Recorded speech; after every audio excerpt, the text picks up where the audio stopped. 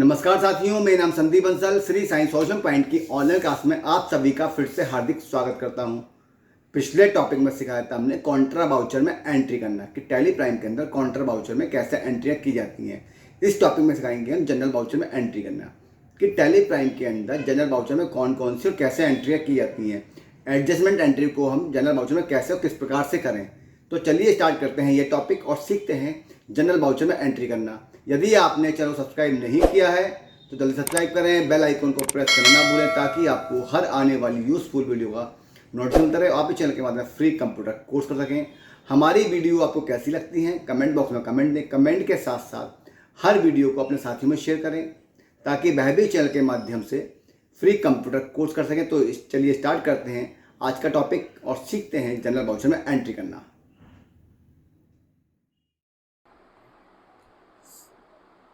साथियों, हमें general voucher में एंट्री करने के लिए हमें गेटवे ऑफ टैली के मुख्य मेन्यू से वाउचर को सेलेक्ट करके साथियों हम आ जाएंगे वाउचर एंट्री में। अब यहाँ पर जनरल वाउचर ओपन करने के लिए साइड में बटन बार है जिसमें आपको जनरल लिखा हुआ मिलेगा, या तो उस पर क्लिक कर दीजिए। साथ ही साथ इसके नीचे शो हो रही है F7, तो कीबोर्ड से आप F7 प्रेस करके जनरल वाउचर को ला सकते हैं। मैंने F7 की को प्रेस कर दिया। जनरल वाउचर हमारे सामने कुछ इस तरह से ओपन होकर आ गया। साथियों, मैंने आपको बताया था कि जनरल वाउचर में आप एडजस्टमेंट एंट्री कर सकते हैं। जो अकाउंटेंट होते हैं, जो सीए होते हैं, तो वह लोग क्या करते हैं कि फाइनेंशियल ईयर के एंड होने पर कई सारी एडजस्टमेंट एंट्रियाँ करते हैं और सारी एंट्री वह जनरल वाउचर में पास करते हैं। दूसरा मतलब यह भी है साथियों कि जो एंट्री आप किसी और वाउचर में नहीं कर पा रहे हैं उस एंट्री को आप जनरल वाउचर में कर सकते हैं। लेकिन आपको यहाँ पर यह ध्यान रखना है, जनरल वाउचर में एंट्री करते समय किसी लेजर को डेबिट करेंगे और किसी लेजर को क्रेडिट करेंगे। तो उन दोनों ही लेजर में जिनको आप क्रेडिट कर रहे हैं, डेबिट कर रहे हैं, उनमें कैश और बैंक का लेजर नहीं होना चाहिए और सारी एंट्री आप जनरल वाउचर में कर सकते हैं। अब यहाँ पर आपको कुछ एंट्री में आपको जनरल वाउचर में करके दिखाता हूँ, उससे आपको समझ में आ जाएगा कि जनरल वाउचर में किस तरह एंट्री करनी है। जनरल वाउचर में साथियों जब भी आपको एंट्री करनी होगी तो वह एंट्री आप 2 और बाय या DRCR मोड पर ही कर पाएंगे, यानी डबल एंट्री मोड पर ही कर पाएंगे। जिस प्रकार हमने रिसीट, पेमेंट, कॉन्ट्रा वाउचर में सिंगल एंट्री मोड में किया था, इस तरह से हम जनरल वाउचर को नहीं कर सकते। इस प्रकार की इसकी कोई सेटिंग नहीं है। अब यहाँ पर एक एग्जाम्पल लेते हैं कि हमारे एक सप्लायर है आकाश ट्रेडर्स। तो उन्होंने क्या किया, 2 अप्रैल को स्कीम दी 5,000 रुपये की, यानी डिस्काउंट दिया 5,000 रुपये का। तो उसकी एंट्री हमें करनी है। तो साथियों सबसे पहले हमारा कर्सर आ गया डेबिट पर। सबसे पहले बाय डिफॉल्ट डेबिट ही आएगा, तो डेबिट में हमारा कर्सर आ गया। अब यहाँ पर मैं क्या करूँगा, आकाश को ले लूँगा। अब इसमें आपको ये जानकारी होनी चाहिए कि वाउचर में एंट्री कर समय कौन से लेजर को डेबिट करना है और कौन से लेजर को हमें क्रेडिट करना है, या Y और 2 करना है। अब आकाश ट्रेडर्स जिसको मैंने डेबिट कर दिया 500 रुपये से, एंटर प्रेस किया। अब हम क्रेडिट करेंगे क्योंकि यहाँ पर CR लिखकर आ गया। हम क्रेडिट करने के लिए इस जगह पर आ गए।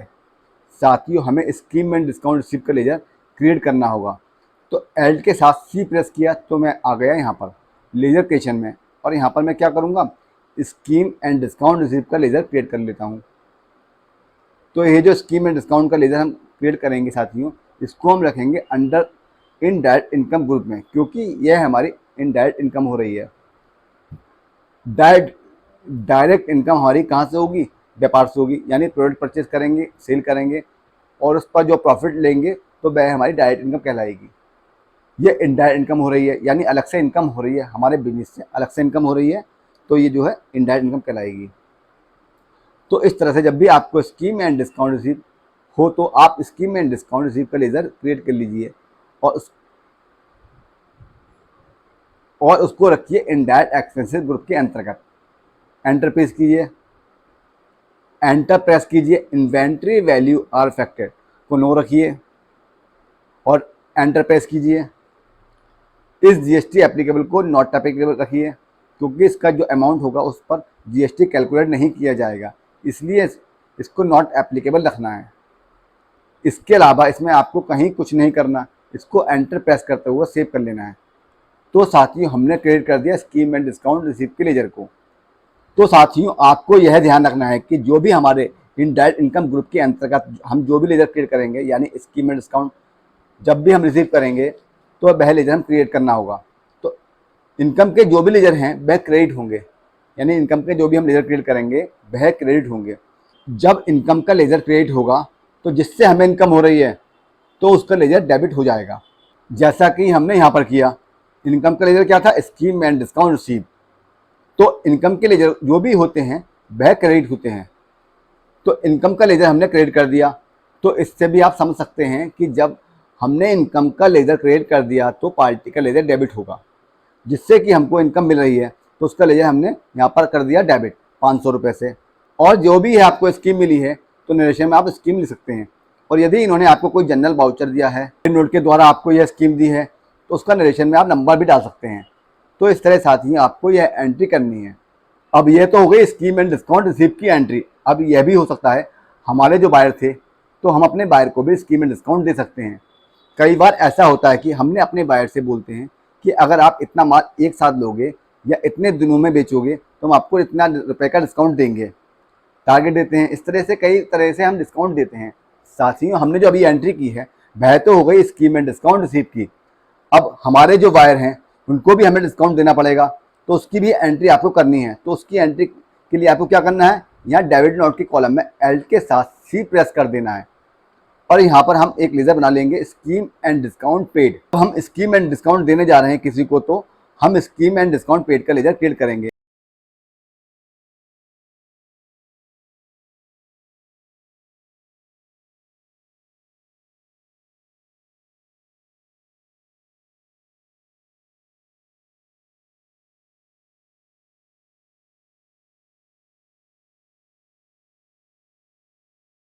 और इसको रखेंगे इनडायरेक्ट एक्सपेंसेस के अंतर्गत, क्योंकि ये हमारा नुकसान है।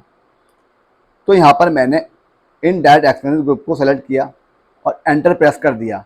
इस तरह के लेजर जब आप किसी को स्कीम एंड डिस्काउंट किसी को पेड करने जा रहे हैं तो इस लेजर को आप अंडर रखना है इनडायरेक्ट एक्सपेंसेस ग्रुप के अंतर्गत। इन्वेंट्री वैल्यू आर फैक्टरेट को नो ही रखना है और इस जीएसटी एप्लीकेबल, इस पर हम जीएसटी एप्लीकेबल नहीं करेंगे, तो इसको भी स्पेस की दबाकर नॉट एप्लीकेबल करते हैं और लेजर को कर लेते हैं क्रिएट। अब यहाँ पर क्या है, आपको कोई कन्फ्यूजन होता है तो आप समझ जाइए कि आपके एक्सपेंसेस के लेजर होंगे तो वह डेबिट होंगे। तो ये हमारा एक्सपेंसेस है, स्कीम एंड डिस्काउंट पेड का जो लेजर बना रहे हैं इनडायरेक्ट एक्सपेंसेस ग्रुप के अंतर्गत बनाया है, तो ये हमारे एक्सपेंसेस का लेजर है, यानी कि हमारे खर्चे का लेजर है। तो एक्सपेंस का जो भी लेजर होंगे वह डेबिट होंगे। अब मैं इनको देने जा रहा हूँ 220 रुपये का डिस्काउंट, तो 220 रुपये मैंने यहाँ पर कर दिए। अब क्रेडिट करेंगे। अब क्रेडिट किसको करेंगे? क्रेडिट करेंगे हम पार्टी को। पहला लेजर हमें समझ में आ गया कि डिस्काउंट के जो भी लेजर हैं वह डेबिट होंगे, इसलिए डेबिट कर दिया। अब क्रेडिट किसको करना है? जिसको हम डिस्काउंट देने जा रहे हैं उसको क्रेडिट करना है। यहाँ पर डिस्काउंट देने जा रहे हैं कमल ट्रेडर्स को, क्योंकि कमल ट्रेडर्स को हमने माल सेल किया था जिसमें मैं इनको 220 रुपये का डिस्काउंट देने जा रहा हूँ। कौन सा डिस्काउंट आप देने जा रहे हैं इसकी डिटेल नरेशन में डाल दीजिए। तो साथियों, इस तरह से ये जो डिस्काउंट पेड है, डिस्काउंट रिसीव है, इसकी एंट्री आप जनरल वाउचर में कर सकते हैं। इसके अलावा साथियों और भी बहुत सारी एंट्रियां हैं जिनको आप जनरल वाउचर में कर सकते हैं। मान लीजिए आपने कैपिटल गुड्स कुछ भी परचेस किया, capital goods and fix assets कुछ भी परचेस किया बिजनेस यूज़ के लिए। मानकर चलते हैं, एक एग्जांपल ले लेते हैं, बिजनेस यूज़ के लिए मैंने एक लैपटॉप परचेस किया। अब यह जो लैपटॉप है इसका हमारा व्यापार तो है नहीं, लैपटॉप की हम खरीद बिक्री तो कर नहीं रहे हैं, हमारा तो किसी और चीज़ का व्यापार है। तो लैपटॉप जो हमने फिक्स एसेट्स के अंतर्गत ले रहे हैं, क्यों ले रहे हैं? क्योंकि हमें अपने बिजनेस का यूज़ करना है, अपने अकाउंट का मेंटेन रखना है, अपनी अकाउंटिंग करेंगे इसके अंदर, और जितना बिजनेस का रिकॉर्ड है वह लैपटॉप के अंदर फिक्स रखेंगे, इसलिए ये लैपटॉप हम परचेज कर रहे हैं। तो इस तरह की जो भी आप खरीद कर रहे हैं और आप नहीं चाहते कि इसकी परचेज वाउचर में एंट्री करें, परचेज वाउचर में सिर्फ वही एंट्री करेंगे जो कि हमारे गुड्स हैं, जिसका हमारा व्यापार है, उस सामान की एंट्री हम सिर्फ परचेज वाउचर में करेंगे। इसके अलावा कोई भी हम गुड्स परचेज करते हैं, सामान परचेज करते हैं बिजनेस यूज़ के लिए, तो उसकी एंट्री हम परचेज वाउचर में नहीं करेंगे, उसकी एंट्री हम करेंगे जनरल वाउचर में। अब मैं जनरल वाउचर में एंट्री करने जा रहा हूँ। यहाँ पर साथियों आपको क्या करना है कि मैं लैपटॉप परचेज करने जा रहा हूँ, तो डेबिट के कॉलम में हमारा कर्सर है, एल्ट के साथ सी प्रेस करता हूँ तो जब भी आपको फिक्स एसेट्स या कैपिटल गुड्स परचेज करनी है तो उसका लेयर आपको इस तरह से क्रिएट करना है साथियों। जैसे बहुत सारे टूल्स होते हैं, बहुत सारे आइटम्स होते हैं जिसका कि हम अपने बिजनेस में यूज करते हैं। तो यहाँ पर लिख देता हूँ मैं लैपटॉप, क्योंकि मैं लैपटॉप परचेस कर रहा हूँ। आप जो भी आइटम या जो भी गुड्स परचेस करेंगे अपने बिजनेस के लिए उसका नाम यहाँ पर लिख देंगे। फिलहाल मैं लैपटॉप परचेस कर रहा हूँ तो मैंने लिख दिया यहाँ पर लैपटॉप। तो जो भी आप परचेस करने जा रहे हैं वह नाम यहाँ पर रख दीजिए। लैपटॉप परचेस कर रहा हूँ तो मैंने लिख दिया लैपटॉप, और साथियों यह रहेगा फिक्स एसेट्स ग्रुप के अंतर्गत। तो यहाँ पर देखिए साइड में लिस्ट ऑफ ग्रुप खुल के आ गई, जिसमें से मैंने फिक्स एसेट्स ग्रुप को सेलेक्ट कर लिया। फिक्स एसेट को सेलेक्ट किया और एंटर प्रेस कर दिया। इन्वेंट्री वैल्यू आर इफेक्टेड को नो रखना है। तो इस तरह से जब आप प्रोडक्ट परचेस करने जा रहे हैं, जैसे कि लैपटॉप है, इसके अलावा कोई भी और चीज़ है, उसको आप बिजनेस के यूज़ के लिए परचेस कर रहे हैं, जिसका आप अपने बिजनेस में यूज़ करेंगे, वह आपका फिक्स एसेट्स कहलाएगा। इसलिए उसको फिक्स एसेट्स ग्रुप के अंतर्गत रखना है। इन्वेंट्री वैल्यू आर इफेक्टेड को नो रखना है। इस जीएसटी एप्लीकेबल को एप्लीकेबल रखना है। अभी आप इस तरह के प्रोडक्ट परचेज करने जा रहे हैं, जैसा ये लैपटॉप है या इस तरह से और भी कुछ भी आइटम हो सकता है जिसको आप बिजनेस यूज करने के लिए परचेज कर रहे हैं, वह आपका फिक्स एसेट्स कहलाएगा, जिसको आप फिक्स एसेट्स ग्रुप के अंतर्गत रखेंगे और इस जीएसटी एप्लीकेबल को एप्लीकेबल रखेंगे। क्यों? क्योंकि मैं ये जो लैपटॉप परचेज करके लाया हूँ इस पर टैक्स भी देकर आया हूँ, इसलिए इस जीएसटी एप्लीकेबल को मैं एप्लीकेबल रखूंगा। सेट अल्टर जीएसटी डिटेल्स को यस करूंगा और यस करके अंदर आ जाऊंगा, और यहाँ पर यह जो लैपटॉप है इससे रिलेटेड सारी जानकारी इसमें डाल देंगे। तो यहाँ पर एचएसएन कोड जो इनवाइस मिलेगा उस इनवाइस में से एचएसएन कोड नंबर देखकर यहाँ पर डाल देंगे। इसके बाद नेचर ऑफ ट्रांजेक्शन, इसको आप नॉट एप्लीकेबल ही रहने दीजिए। टैक्सेबिलिटी में ये टैक्सेबल रहेगा, तो इसको मैंने कर दिया टैक्सेबल, और यहाँ पर इस पर 18% जीएसटी टैक्स रेट है, तो मैं इस पर 18% जीएसटी टैक्स रेट सेट कर लूँगा। इससे क्या होगा, जब मैं इसकी एंट्री करूँगा मुझे इस पर टैक्स भी लगाना होगा, तो एप्लीकेबल भी करना होगा, और इस पर 18% टैक्स भी सेट कर दिया। और गुड्स देते हुए इस तरह साथियों आपको कोई भी गुड्स एसेट्स है, कैपिटल गुड्स है, आप परचेज करते हैं तो उसकी एंट्री आप यहाँ पर जनरल वाउचर में कर सकते हैं। कंट्रोल के साथ ए प्रेस करते हुए मैंने इसको एक्सेप्ट कर लिया। अब हमने जो परचेस किया है साथियों वह राज कंप्यूटर से परचेस किया है। तो यहाँ पर क्या होगा, डेबिट करेंगे लैपटॉप को कितने से, 50,000 रुपये से, जो इसकी बेसिक वैल्यू। अब यहाँ पर क्रेडिट आ गया, हम फिर से यहाँ पर डेबिट करेंगे, यहाँ पर डेबिट करेंगे सीजीएसटी और एसजीएसटी को, क्योंकि जिससे हम परचेज करने जा रहे हैं वह हमारी स्टेट के सप्लायर हैं और उन्होंने सीजीएसटी और एसजीएसटी टैक्स भी इस पर कैलकुलेट किया है। कितना, 18%। 18% से कितना हो गया, 9,000 रुपये, जिसमें से सीजीएसटी के हेड में 4500 रुपये और एसजीएसटी के हेड में 4500 रुपये लगा देंगे। अब क्रेडिट करेंगे किसको, जिससे हमने ये परचेस किया है, वह है राज कंप्यूटर। तो यहाँ पर क्रेडिट कर दिया राज कंप्यूटर को। तो राज कंप्यूटर को मैंने 59,000 रुपये से क्रेडिट कर दिया। तो साथियों आप जनरल वाउचर में इस तरह से एंट्री कर सकते हैं। साथियों इसमें जो 9,000 रुपये हम टैक्स पे करके आ रहे हैं, हम इसकी इनपुट टैक्स क्रेडिट क्लेम कर सकते हैं। क्यों? क्योंकि हमने जो लैपटॉप परचेस किया है वह हमने बिजनेस के यूज़ करने के लिए परचेस किया है, अपने पर्सनल यूज़ के लिए नहीं खरीदा, अपने लिया है बिजनेस के लिए। तो इसलिए हम इस पर इनपुट टैक्स क्रेडिट क्लेम कर सकते हैं। इसके अलावा साथियों आपको इस बिल का इनवॉइस नंबर यहाँ पर डालना है, तो इसके लिए आपको F12 की को प्रेस कीजिए, तो आप आ जाएंगे यहाँ पर, इस जगह पर। यहाँ पर एंटर प्रेस किया, provide reference number and date, इसको यस कीजिए, जिससे रेफरेंस नंबर का कॉलम आ जाएगा जिसमें हम ये जानकारी डाल पाएंगे। अब देखिए रेफरेंस नंबर आ गया, जो भी इनवॉइस नंबर है वह नंबर हम यहाँ पर डाल देंगे और उसकी डेट भी डाल देंगे। तो इस तरह से साथियों इस एंट्री को कर लेते हैं। तो फिक्स एसेट्स कैपिटल गुड्स है, इनको परचेज करने की एंट्री आप जनरल वाउचर में ही कर सकते हैं। इसके अलावा साथियों क्या है, हमारा जो व्यापार है जिसमें हम जो प्रोडक्ट सेल करते हैं और परचेज़ करते हैं, और परचेज़ करते समय हम जो ट्रांसपोर्ट है उस ट्रांसपोर्ट से माल आता है, उसके लिए आपको किस तरह से एंट्री करनी है, तो वह एंट्री भी आप जनरल वाउचर में कर सकते हैं। यह जो रेफरेंस नंबर है इसमें आप GR नंबर डाल सकते हैं, यानी जो बिल्टी मिलती है उस पर जो भी नंबर मिल रहा है वह नंबर आप यहाँ डाल सकते हैं। तो यहाँ पर GR नंबर में डाल देता हूँ, ये डाल दिया, और 2 अप्रैल डेट है जो मैंने डाल दी। अब इस जगह पर आ गए, और यहाँ पर क्या है साथियों, एक चीज़ थोड़ा समझ लेते हैं RCM के बारे में। होता यह है साथियों कि जब हमने माल परचेज़ किया हमने जो माल परचेज किया है वह किया है दिल्ली से। अब दिल्ली से परचेज किया है और इलाहाबाद तक आने के लिए हमें ट्रांसपोर्ट की सर्विस लेनी होगी। तो ट्रांसपोर्ट से जब हम सर्विस लेते हैं तो वह क्या करता है, बिल्टी देता है, और उस बिल्टी का जो अमाउंट होता है उस पर क्या होता है साथियों, RCM, reverse charge mechanism applicable है इस तरह की सर्विस पर। RCM का मतलब क्या है, मान लीजिए उसने हमारे ऊपर 5,000 रुपये का चार्ज किया। अब ये 5,000 रुपये जो चार्ज करेगा, जो बिल्टी देगा हमें, तो ये 5,000 रुपये पर 5%, यानी इस पर RCM है 5%। इस तरह की सर्विस पर 5% RCM है, तो इस पर 5% हम ही को टैक्स पे करना होगा और हम उसकी ITC भी क्लेम कर पाएंगे। तो इस तरह साथियों RCM काम करता है ट्रांसपोर्टेशन के चार्जेस के मामले में। तो यहाँ पर साथियों हमें क्या करना है, इस जगह पर आ गए और यहाँ पर हमको डेबिट करना होगा फ्रेट चार्जेस को। तो यहाँ पर हम फ्रेट एक्सपेंसेस, ट्रांसपोर्टेशन एक्सपेंसेस के नाम से एक लेज़र क्रिएट कर लेंगे। तो एल्ट के साथ C प्रेस कर देते हैं और मैं यहाँ बना देता हूँ फ्रेट एक्सपेंसेस विद RCM। तो क्या होगा कि कुछ फ्रेट एक्सपेंसेस ऐसे भी होंगे जिस पर कि RCM नहीं होगा। जैसा कि हमारे इनवॉइस के अंदर ही फ्रेट एक्सपेंसेस के पैसे लगा रखे हैं तो वह नॉन GST ही हो जाएगा। तो वहाँ पर हम उस लेजर को यूज़ कर लेंगे अलग से लेजर बनाकर।